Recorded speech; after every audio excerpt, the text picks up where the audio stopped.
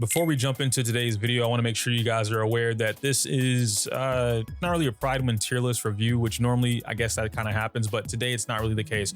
I am, however, using Prydwen's tier list as a basis to compare with my own placements or where I would place things. Now, normally what I usually do is I go through the entire thing, I write out with Google Docs, and I show you guys basically my thoughts and opinions on why I would do something, and then I give you 5 to 7 different reasons per character or per reasoning as to what's going on or why I would do what I do. In this video though, I didn't really do that. I was super tired by the end of the stream, so it was more of a talky talk, and then I communicated with chat and we pretty much asked questions and understood a lot of the different things that we were talking about. So as you watch today's video, do keep in mind that I'm not so much as using the same criteria that Prydwen would be using for every single placement that they have on their tier list. One of the key things that I do want to point out to address that is the fact that my tier list, or rather my reasonings for characters, are not solely placed on Shiyu defense, because I do believe that Zenless Zone Zero is a game where it is not determined by Shiyu defense as a whole, and a lot of these characters can be valued, or rather their value can be placed within a tier list collectively or universally across the entire game, all modes in the game,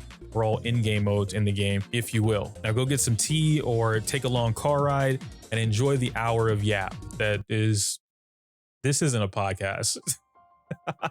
So going through this, right, you guys are here with me on this as well. This is the Zenless Zone Zero tier list. The most important factor here is, please keep in mind, Zenless Zone Zero is a skill-based game, and each character has a different playstyle, difficulty level, and even special tricks and combos. Zenless Zone Zero is also a team-based game, and it's only by combining both of these factors to the highest level a character can reach optimal performance. For the most part, I agree with that. Now, just based off of this alone, like this full statement, half of this is incorrect, but I'll continue. Shiyu defense is what this tier list is primarily going to be based off of, and even this can dictate a lot more to a character standing. Shiyu defense is a mode similar to Genshin Impact's Spiral Abyss or Star Rail's Memory of Chaos. It requires multiple teams, disk drives, good W engines, etc. This mode offers a reasonable mix of boss encounters, which are single target, and elite packs, 2 to 3 targets, allowing multiple characters to find a niche, but in the end, there's a bias towards single target focused characters at the top end, and tier list ratings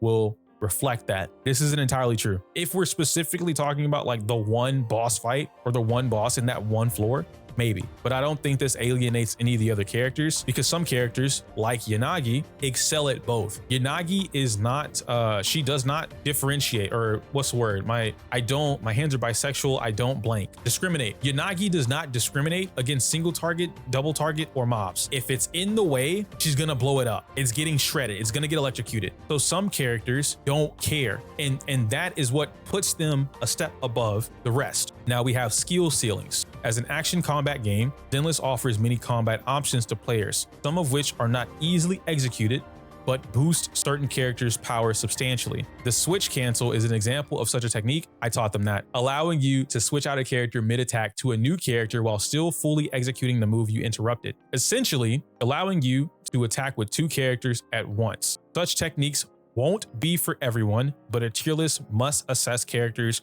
on their maximum potential and best teams. Each character is assessed with only the easiest and most powerful switch cancels included. I don't think this is possible for them to do. Even I don't know this. Like that's a really big thing, a really big ask, but we'll continue with it under the pretense that it exists. Techniques such as efficient parrying, rotations, dodging, and dodge countering are also expected. And so this part here, the technique part and the defensive options that exist, this can create a very nuanced conversation regarding the characters on the tier list, in my opinion, because now this comes down to like purely the player thing, right? Even though characters have the ability to do it. And a perfect example of this is Caesar. I don't want to start with Caesar, but a perfect example of this is literally Caesar. Caesar gives the ability to have perfect pairing, right? Because she has that built into her kit. She gives you the buffs, so on and so forth, but there's no real rotation built around that. And in fact, the rotation that would exist in order for you to optimally get her perfect parries, switch tech out, and then still keep the damage or team rotations going, I think is some of the most difficult shit in the game, because it's not normal. It's not a normal thing to do. Most players just manual parry, which is when you press the button on the attack, the yellow flash, she comes out and she does a thing, but it's not the same type of parry. And in fact, the perfect parry in that situation allows you to have, as they mentioned earlier, 2 characters attacking at once, or essentially a defensive option happening at the same time while also being able to attack at the same time. This also leads into, which I don't think they've adjusted their tier list to go into, but this would also lead into manual chain attacks, which is something that we've recently been going over and discussing as of late. Now, criteria and roles. I feel like this stuff we already know, right? The S ranks and whatnot, DPS roles, major influence on the rating, changes damage output within best possible teams, and ability to achieve max star ratings or better in Shiyu defense. Stun characters, we know what stun characters are, and then we have support characters. Now, what will be interesting is how they are going to make stuns versus supports when defense characters are technically both. And I think that's something that probably should be paid attention to, because not all defense characters are predominantly stunners, even though they fill that role. And not all defense characters are predominantly supports, even though they have the ability to support. Last, we have these special tags, right? Combo, charge, minion, sub DPS, quick swap, hybrid, stun, hybrid support, shock, assault, burn, shatter, disorder, buff, debuff, shield, and expert. Characters tagged with the expert tag can be considered one placement higher than their tier list ranking, but you need to master their advanced/harder playstyle for them to qualify for that rating. I agree with that. I like that. I actually like this tag. This is a really interesting tag. I like that tag. And then now we have the change log. Tier 0.5, initially with the expert tag, this tag indicates that in the hands of a beginner or average player, she sits around the tier 0.5 level, but in the hands of an expert, she performs at a tier 0 level, equivalent to Miyabi. We feel this placement is a reasonable starting point for her considering her difficulty. Some consider her incredibly simple and easy to play, while others find her more challenging. We'll be monitoring how the community receives Evelyn. If she's easier to grasp and play at the highest level than expected, we'll remove the expert tag from her and raise her to tier 0. But if she turns out to be just as hard as some fear, we'll keep her where she is for now. Excuse me. So what I want to get at, which I see that Piper went up, which is a very good thing. Piper going up in that change right there, wherever she is. Oh, there we go, tier 1. That's fine. So let's talk about a couple things, right, chat? Let's break down tier 0. Okay, how would I go about this? Because this just turns into me like making the tier list as a whole. Does this have everybody? Miyabi's there. I don't see Astra and I don't see Evelyn. Okay, so this one doesn't have everybody. Oh, that's mine. That's my usual, the one that I did before. Okay, all right, cool. Where is the reset? Boom, there we go. All right, so if we're gonna make a tier 0, like I did before, there's usually a tier separator. Like something has to separate that tier. Then 0.5, then you have tier 1, and then we have tier 2, and then I'll add as we need. Okay, and so now that we have that, what could happen here in tier 0, which I do believe, I want to say like that's her own tier, but whatever. Anyway, and maybe there's a separation here, who knows? Yeah, I think that's what it is. It's closer to this, that it might be tier 0 than tier 0.5, and then there's a separation, and then there's tier 1. Okay, so tier 0, Miyabi, and we can explain Miyabi in a way where I guess similar to how they would do it, right? Charge, disorder, quick stop, and shatter. I won't use the tags here because I don't necessarily disagree with any of the tags they have. But the reason why I would agree with Miyabi being in tier 0 is because she is a character of her own. Things that she's allowed to do in the game, or what she's capable of doing in the game, is basically every attack type. Anomaly and DPS, she does it all. She also has the ability to, even without the expert tag, but obviously the expert tag would make her significantly stronger. She has the ability to manipulate anomaly, in this case freeze, which is one of the strongest anomalies in the game for offense. She has the ability to manipulate it in her favor, which turns into stun the enemy, freeze the enemy again, and then freeze them right before the stun expires. And that's something that only she has the ability to do. Now, obviously, most players are still running Miyabi with the attack dis 6, which means they're not able to do this. They're not able to get the double or triple freeze in between the stun, which kind of falls under the whole expert tag thing, right? But I believe Miyabi is in a tier of her own. I think this character is up here in tier 0, and there is not another character in the bracket DPS wise that sits up here with Miyabi. And I feel like that's fair to say, right? Chat, do we agree? Do we disagree? You guys are super quiet right now, you bastards. We listening? Okay. Don't leave me hanging like that, bro. If I'm talking to myself, I get nervous. I would say she's there. Working our way through tier 0, the only other character that I'm thinking about right now, actually there's a couple characters I'm thinking about right now. that I think are a little different than what Prydwen has to offer. And there's actually some that I think are pretty, what's the word I'm thinking of?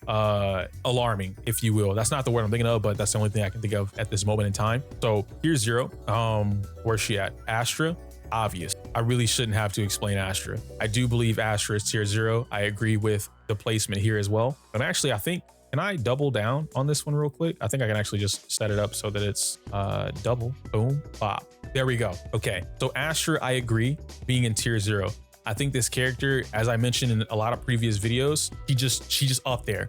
All right. The ability to essentially not have to play the game. Like I buff everyone. I don't need to be on the field. I can heal. It's not a lot, but I can she's the only healer in the game we have, right? I can heal. I give team-wide buffs, and I allow you to do a mechanic that otherwise you wouldn't have access to, right? You don't have access to the quick assist without following normal quick assist formulas.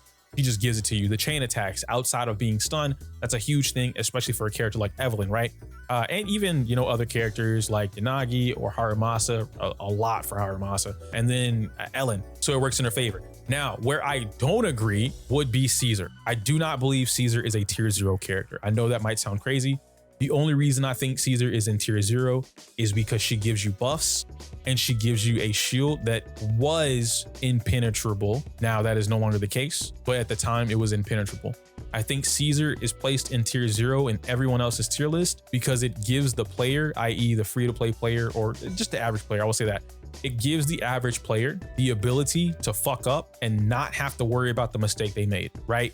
And so by that logic, sure, we could place them in tier 0. I'm not doing that. And I guess I should have stated that up front, which I probably did it in the intro, but just for you guys so that you understand in chat, excuse me, I don't believe that the game should be, or the tiers should be placed around the what ifs or the calculations, right? She's tier 0 in comfort, exactly. If we're basing this off of what was explained up here, skill-based game, different play styles, playing the teams to the highest caliber, Caesar doesn't offer a lot when you're playing her in those teams. Any type of like skill-based team or high caliber, Caesar is very much for comfort. Tier 0 for comfort. But if I were placing this character would be somewhere between tier 0.5 and tier 1. I don't know where I'd place her just yet though, so I'll come back to that in a bit. I do believe King Yi is tier 0. Character's phenomenal. The ability to be as universal of a stunner as she is right now, how fast she can stun in the game, her stun multiplier, the ability, or rather the opportunity, the option for her to be able to be built as a sub DPS, main DPS, or and still be able to stun, right? Like a sub DPS or main DPS and still have stunning capabilities with that 180% stun multiplier is huge. When playing her with anomaly-based units like Miyabi or Yanagi, you could also manipulate her build so that you don't have to run impact, right? I mean, you would want to, but you don't have to. King Yi is so universal, so versatile that you can actually change her entire build, give her a whole different gear set, disk drive set, and she will perform that much better, depending on the team, of course. I think she's too good, right? I think she adds so much to one player's account that in the event, and I say it all the time, if a player had Qing Yi versus a player that didn't have Qing Yi, the player with Qing Yi is typically better off because they have Qing Yi and the other doesn't. For that reason, I would not place Lighter in the same tier as her. And this isn't to say that Lighter isn't strong. Lighter offers a lot. He's an amazing character, but I think universally, and maybe, you know what, now that I think about it, let's pause, right? Lighter's one of the characters. He extends the stun duration by 3 seconds, which is pretty big. He buffs ice and fire units, which at this current moment in time, our strongest units DPS wise are ice and fire. He benefits them both with stun durations. He stuns fast enough, I guess. He has good range on his attacks. His EX special has a full, it's almost like half screen, right? Goes across. But would Lighter stand the test of time? Maybe for now, I could see Lighter being tier 0 because of all the benefits he provides in the stun role. He gives mad supports. And if you have his W engine, right? With his W engine, he adds even more, right? He also gives, not only does he give a buff, but he also gives fire and ice res, the shred. So I think that is pretty huge, but I think it's huge, which, okay, let's see, hold on. DPS, technically can be used, and DPS. And then of course we have Miyabi at the top. So 5 of our stronger DPS, two are the 2 strongest DPS characters for sure. Standard banner DPS character, first limited banner DPS character. Anomaly, all of these get buffed up by Lighter. And you have the ability to run him with Lucy, which is a tier 0, or not tier 0, I mean a free to play, free support unit. I think he does bring a lot, brings a lot of value. Where I would want to place him personally, if I could solidify him, he would be here. I think he's amazing, but I think they could,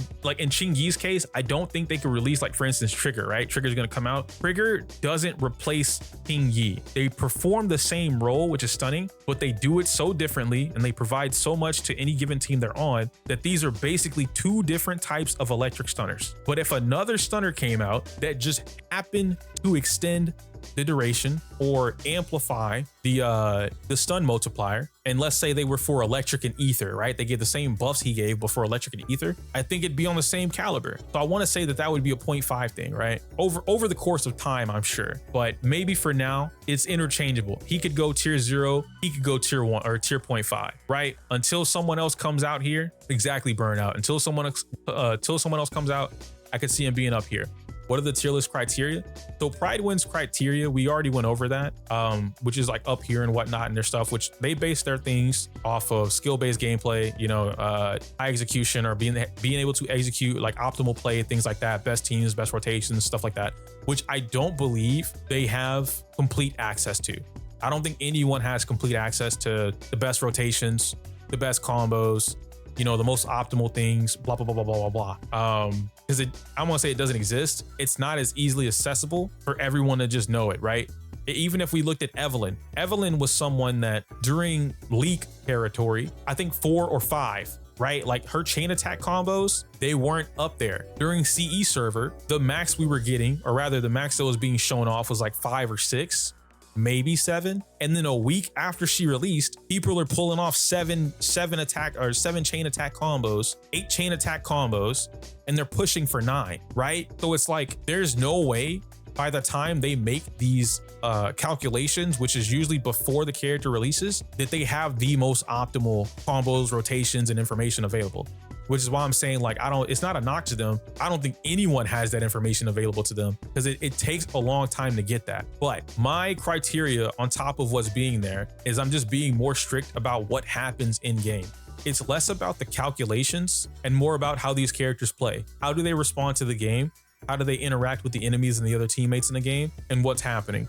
So I'd say that my tier list in my head is more based on the gameplay itself and what happens with these interactions versus the calcs. But I have Astra here.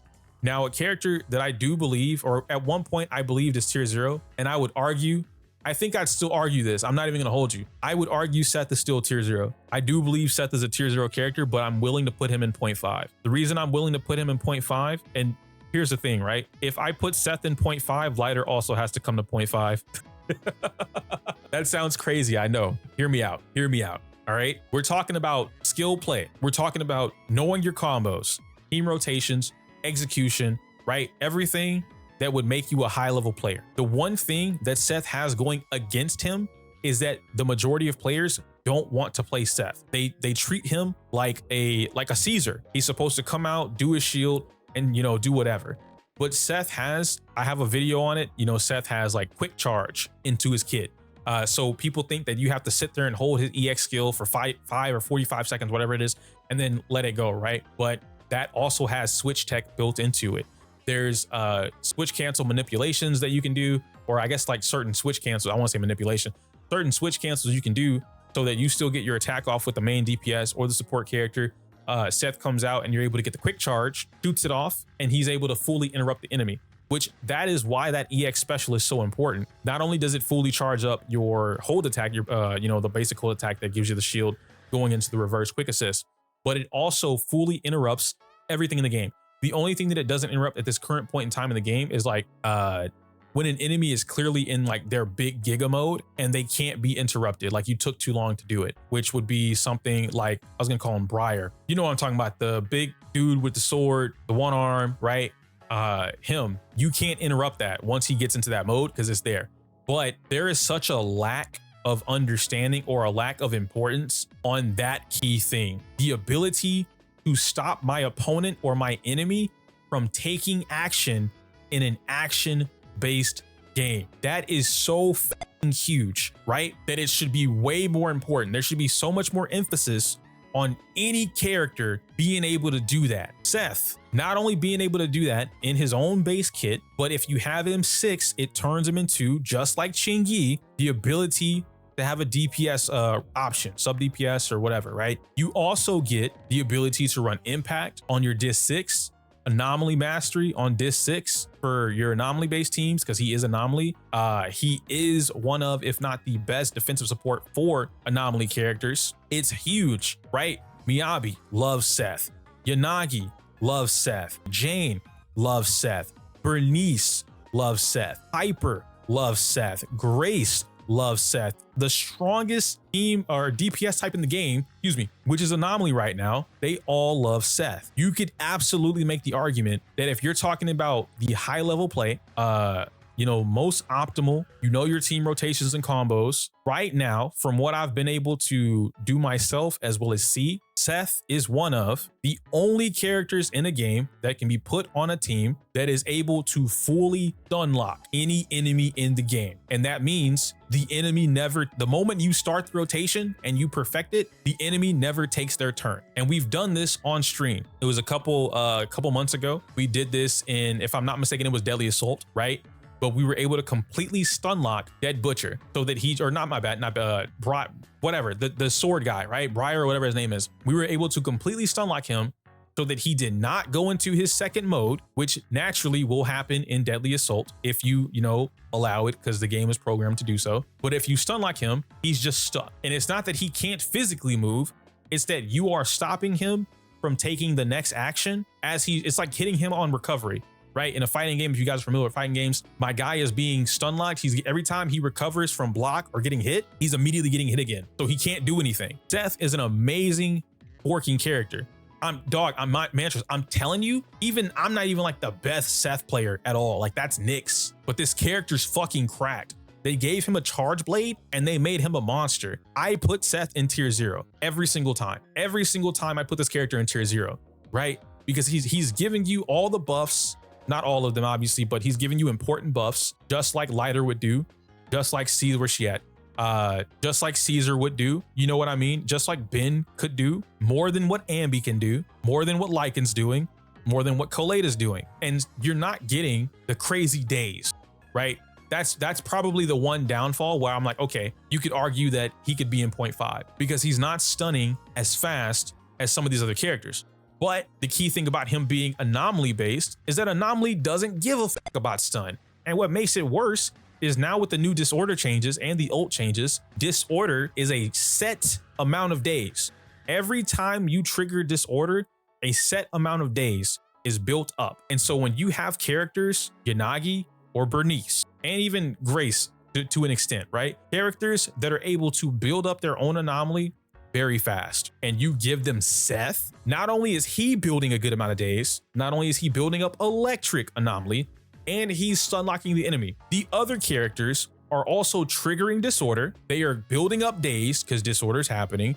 And when you trigger disorder, you also interrupt the enemy, right? Disorder has interrupt as well on enemies, not full interrupt, but it has enough interrupt to stop like basic attacks. This character's cracked. The next character that I would bring into tier 0 or argue, right? I would debate about it for tier 0, Nicole. I think even though Astra is universally amazing, she did not power creep Nicole. If I have to use that word, I don't like using that word. If I have to use that word though, the existence of Astra did not remove Nicole's strength. This character is nutty, especially if you have M6.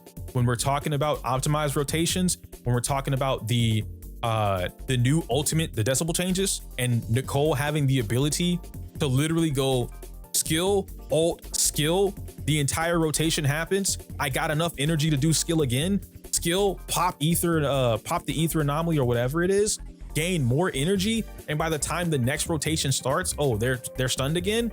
Skill, ult, skill. Come on, bro. Like, her combo potential or rotation potential is cracked out of its mind. You have an insane amount of defense shred almost permanently during your rotation, right? You learn the rotation, and we're under the assumption that you have optimal rotations, you're the most skilled, right? Player base. Nicole has it. She has it. And she also has the grouping. The CC is out of this world because of the fact that nobody else in the game has that. You know what I mean? Like Sokaku has decent CC, but it ain't like Nicole's. King Yi has a good, CC, but it's manual. I have to sit here and mash my attack in order to get it to happen. Who else has some? Piper and Jane have an okay amount of CC, right? No one else really has it. Caesar's CC is kind of similar to Sokaku's, right? It's okay, but that's it. And then Evelyn. Now, but I do believe Evelyn has better CC than both Caesar and Sokaku, so she's not on this list. But I think these characters, great CC, right? Or good CC. Nicole, you gave power to the furry. Yeah, he can explain what was going on this morning if he wants to. Nix, is this the glue? What up, bro?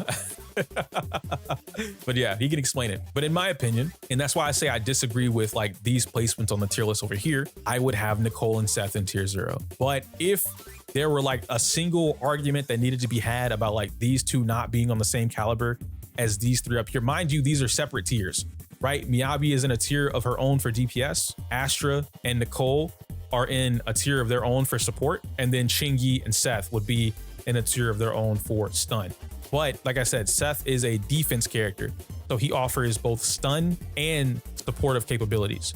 But that's what I would do. Tier 5 or tier 0.5. Let me start with the DPS first. These are the only DPS characters I believe are in tier 0.5. And a part of me is still not super confident that Yanagi is here, but not because she doesn't have it. I'm trying to figure out whether or not Yanagi's damage output matches Evelyn's, because Evelyn is cracked out of her mind. Even if you don't have her best team, she's doing damage that she probably shouldn't have access to. And it's easy to get started. Higher execution would be crazy for her, you know what I mean? And we can scroll down to tier 0.5 so I can see that. But yeah, this is what I would probably do here. These two characters are closer to Miyabi than the others. You know what I mean? Haru, you're right. I forgot about Harumasa. Harumasa, I think. What I would I think I'd put Harumasa tier 1. And tier 1 isn't bad. Tier 1's not bad, right? My only gripe, or not gripe, but my thing about Harumasa is that he's not shredding on the same caliber that they're shredding, right? They have combos just like Harumasa has. They all three of them do an absurd amount of dumb, stupid damage, stupid big PP damage, right? But they offer more than what Harumasa brings to the table as a full character. Yanagi and Evelyn can be played on multiple different teams to be able to bring more to the table through their kit, whereas Harumasa is just straight up the DPS character, right? Like he can work as a burst DPS, absolutely, but his kit itself does not bring more of a buff or a debuff or more of an advantage to the other party. It's just the damage, which is great, but I think that's what separates these two from him. And so I don't really have like a huge separator here, you know what I mean? But my tier 1 isn't like a bad tier. I don't think this would be placed as a bad tier at all, right? I think tier 1, 2, and maybe 3. But before we do that, I do need to like fill out my 0.5, which I mean, I already showed them to you, so that's fine that they're there. My 0.5 for like stuns and supports. We already talked about Lighter. We're gonna put him back in there. I think Lighter's up there. I think Colada is absolutely a 0.5 character for stun. I already explained it earlier, but I said that she has one of, if not the fastest stun in the game, right? Boom, bop, explosion, you're stunned. If it's in a boss, boom, bop, flip kick or flip attack, boom, bop, explosion, you're stunned.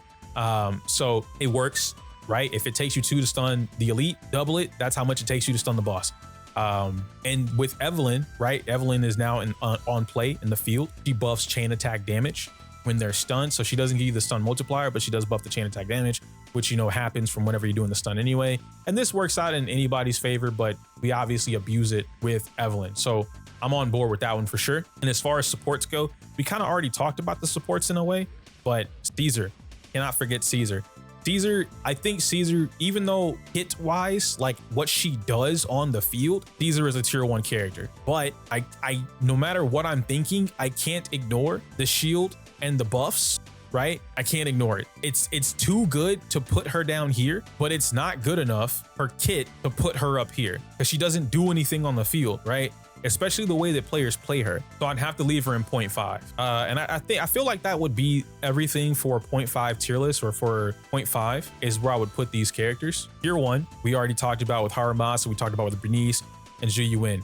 And it's really these two, right? 1, 2, Bernice is here because of the, you know, similar reasons to why they're here. I'll talk about that in a bit. I'm debating here. And the only reason I'm debating is because like, and it's going to get really weird if I start doing like 1.2, 1.5, whatever else. These two characters, damage wise, are above these three, which automatically puts these three in a tier lower than wherever I put these two. But, right, we get to Bernice. And Bernice having the off-field damage, the nitro fuel, the nitro flame, the ability to rack up burns very quickly. Her disorders are strong. The optimized Bernice build is a crit based with anomaly Bernice. So she is constantly doing a fuck ton of damage, right? Everything she does, it's double digits. So this character is cracked, especially on the anomaly teams, because that's what she's built for. And with the introduction of Astra, as well as the combination of if you're using Seth with certain teams, she's up here. And that's why I would have these three like 1, 2, 3. Now, I see, Mario, I see you saying that Zhu Yuan needs to be in like 0.5. No, she doesn't. If I put Zhu Yuan in 0.5, I have to put Haramasa in 0.5, which I'm not opposed to because like they don't deserve it. But Zhu Yuan and Haramasa are not on the same caliber as Evelyn and Yanagi. And since I'm not putting these characters in tier 0, because I don't think they're tier 0, then they can't go in the same spot. You know what I mean? It would be wonky, right? Because like, I guess that's really it. That's all I'm explaining, right? You know what I mean? Like if they're not on the same caliber, they don't belong in the same tier. But these are my last ones, not for the whole day, but I mean, like, I also want to put Jane up here, right? Because I do believe that Jane and Bernice go hand in hand. They're very similar in terms of like their output, what they can do. I think this part is fine. I also want to say, from a 0.5 support category, I don't think Lucy is a tier 0.5 character. I'm gonna hold you. I'm not even gonna hold you. Like, she's great. I think she's awesome. I don't think she does. It's like another Caesar situation. She wins yacht. Yo, facts. But I think what Lucy does is very similar to Caesar, where it's purely just the buff, right? And like the ability to buff, which I mean, yeah, it's support, but why I think Nicole is separate than them is because Nicole offers a lot more in terms of what she's bringing to the table. Caesar has something similar, right? She has the AoE or the AoE crowd control with her shields. I think that's very good, especially when you're trying to clear out Shiyu defense. Lucy doesn't have any of that, and there's no way we're gonna say Lucy and Caesar on the same level. You know what I mean? I don't think they're there. So I would put her in a tier below. This is from a support perspective though. The more I've played Rina, the more I've experienced Rina, I do not think M0 Rina is on the same level as these other characters, especially when you're not factoring in whether or not you're building penetration. Now, I do believe you should be building penetration, but it's a different story. Caesar should go down. I absolutely would put Caesar down in tier 1. I'm not even gonna hold you. The reason I said that I can't put Caesar in tier 1 though, is because I can't ignore the fact that the shield does exist. You know what I mean? Like, even if I don't think the shield is as useful, it still exists. I can't remove it from the game, which means I can't remove it from the conversation. But I would say tier 1 is like here. I don't think these characters are so weak, if you will, that they would drop down beneath a tier. I think that is something that Zenless is very good at. They're very good at having reasonable power differences.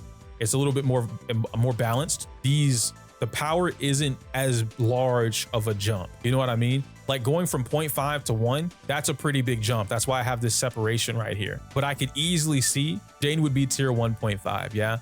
She was amazing, and I still think Jane has the potential to be amazing, but right now she's kind of showing a little bit more of an age, and it's really just due to the game. You know, the game is becoming a little bit more physical resistant.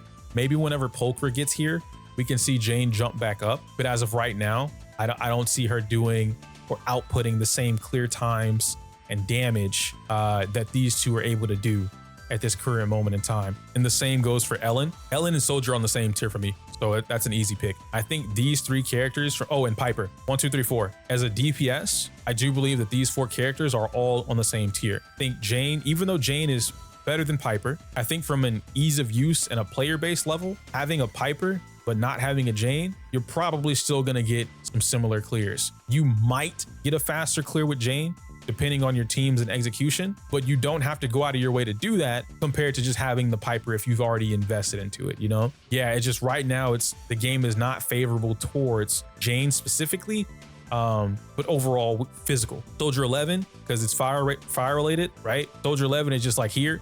She's always been a great character and she's only gotten better. Lighter has made her a better character. Astra has made her a better character. Nicole helps with the CC control for sure. Caesar helps just like with Ellen, right? I don't like playing those two together, but a lot of people do. It helps with them being able to stay on the field and do the damage they want to do on field.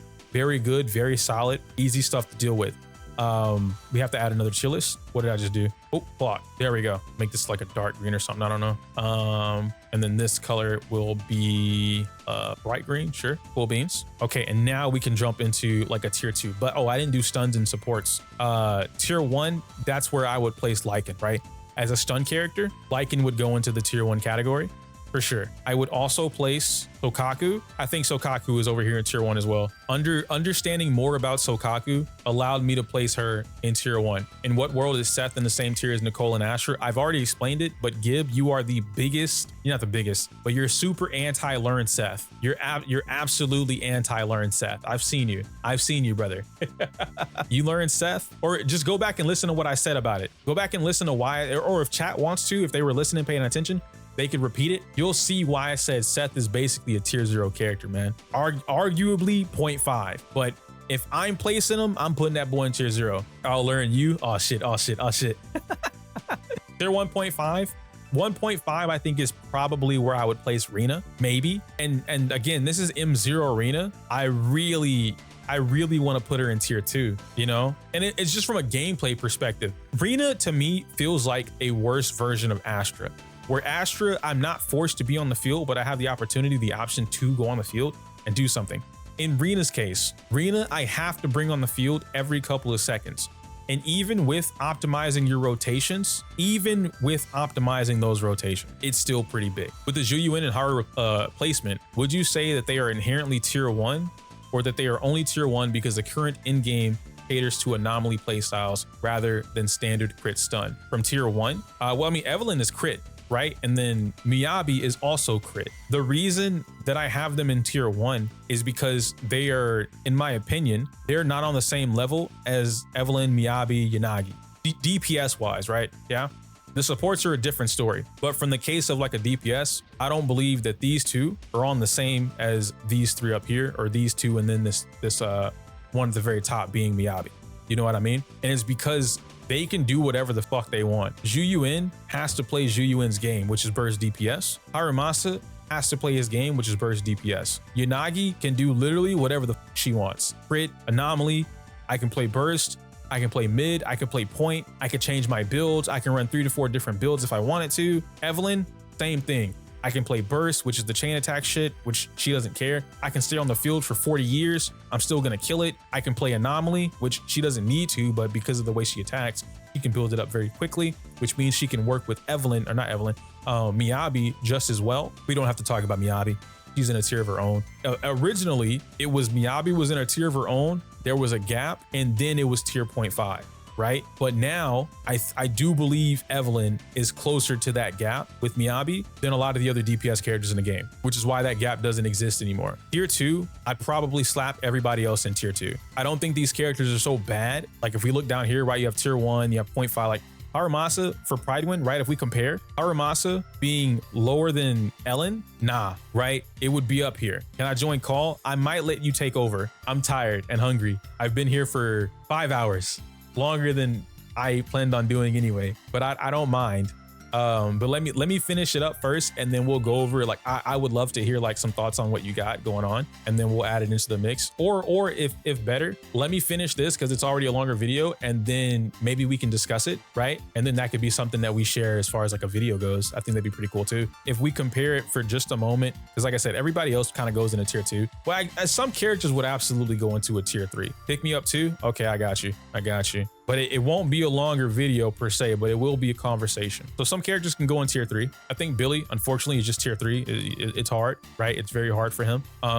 Ben can go in tier 2 or tier 3, but it is harder for Ben, mostly because Ben doesn't have the player usage. Anby I think Ambi is a tier 2. She's perfectly fine. I think Anton, with the introduction of Astra and the ability for him to abuse, what is it? The quick assist from Astra allows him to abuse that weird 1% EX skill he has. So I think it's fine. Nekomata, she needs help. She needs help. Like, and it's a damage thing, dude. I'm not even gonna hold you, but she needs some assistance for sure. Corrin's tier 3. And it's not even Corrin's damage specifically, it's her playstyle. Corrin consumes a little too much. But then this would be kind of like my finale, right? Where I would place a lot of the characters without separating DPS, stun, and support. You just kind of got to figure out where they are. Originally, what I was gonna do was type everything out in like a notepad, but I'm tired. And I think this time all I did was explain and speak with you guys on where placements are. So you will have to listen to the video. If you happen to jump to the end, you will absolutely have to listen to the video to hear like why some reasonings or placements are where they are. And yeah, Mario, I agree. Nekomata is amazing early game. Like if you early game snipe Nekomata or Soldier 11, that will do wonders for you being able to get carried from proxy level 1 to about 50, maybe 55. And by that point, you should have gotten a limited DPS anyway, right? Post that, it's very hard for you to work whatever you have going on. If we were to compare to what's going on, right? My tier 0 is a lot different than what they have. We made a lot different. We share 3 characters, which I feel like are pretty standard, right? Miyabi, Chingy, and Astra, those are pretty standard characters. But I do have Seth and Nicole up here for the reasons that I explained throughout the video. We go on to tier 0.5. My tier 0.5 only includes Evelyn and Yanagi as far as DPS characters go, because I think these 2 characters are in a tier of their own DPS wise. And then for the defensive perspective or support perspective, we have Lighter, Coleta, and Caesar. And arguably, right, I do believe Lighter is substantially better than Coleta and Caesar, which is kind of why I said before that I would absolutely put these 2 down here and then I would bump other characters down. That's legit what it would look like. I don't believe, and now that I'm doing that, because even with the shield buff, I still think Lighter is a better pickup than Caesar. I really think Lighter is a better pickup than Caesar. So even with that, here, let's do it this way. Whoa, don't go down there, bro. Relax. Chill, brother. I would say it looks something closer to this. This is probably what my tier list would look like, right? And then if we were to show you guys my tier 1 compared to their tier 1, which my tier 1's a little different because my tier 1 is basically their 0.5 or like a mixture of their 0.5. And then I have a 1.5 tier list. The only reason I have a 1.5 tier list is because I think the power levels in Zenless are pretty balanced. I don't think that these characters are so drastically stronger than the other that you would place them in an entirely different tier. Even they have a 1.5. I didn't even realize that. I thought they only did like tier 2s, but they have a 1.5 too. So yeah, 1.5. Now the main difference here is that my Haramasa is absolutely a tier 1 character with the potential to go to a 0.5 character. What is this the Prydwen one? This is for Shiyu defense, their Prydwen tier list. Yeah, Lycan's 10 times better than Coleta. He is not 10 times better than Coleta. But I'm sure that people love Lycan for what he is. This is just under the concept that you are an expert player as their criteria states. You know what you're doing. You have your combos and rotations down. You know your cancels, you know, all the things that the average player aren't doing. This is gauging that. It's also under the pretense you're playing this from the game's perspective, and this is all the possibilities and what actually happens in game, not what happens on paper. So this is not only limited to what I would count, right? Like what you would theorize would happen. This is what actually happens in the game. If we're comparing stunners, what actually happens in the game between Coleta and Lycan is that she stuns faster than him. She gets you and she gives you access to the stun window faster than Lycan. And while yeah, Lycan does give you the, 35% or 55%, something like that, the stun multiplier, he allows you to basically get 2 stuns off before Lycan would get his 1 off. And so that's how I would sum that up. Now, I'm gonna wrap that up. All right. If you made it to the end of this video, stick around. I will probably try and do like a back-to-back so that you guys aren't left out. I'm gonna drop this video hopefully tomorrow. So this is on stream. Then the next day you'll see it on the thingy. And I might not even edit it. I'm not even gonna hold you. I might just like raw upload it. Who knows? I'm also gonna drop the next day. We're gonna have a conversation. So I'm about to bring in Gib and Rari. Which Rari, what do you call yourself on YouTube? Blue Panda or something like that? Whatever. Anyway, I'm gonna have Gib and Rari in the call, And if you guys want to, we're actually going to talk about this tier list, which will be the follow-up video to this, right? So this video will be like all me, and then I'll have some other creators as well talking about the tier list and their thoughts and opinions and like where they might change some things, or even ask me why my placements are what they are. But yeah, that. Anyway, I can't say my usual outro because it's inappropriate for YouTube. Like the video, comment, subscribe. Email you later.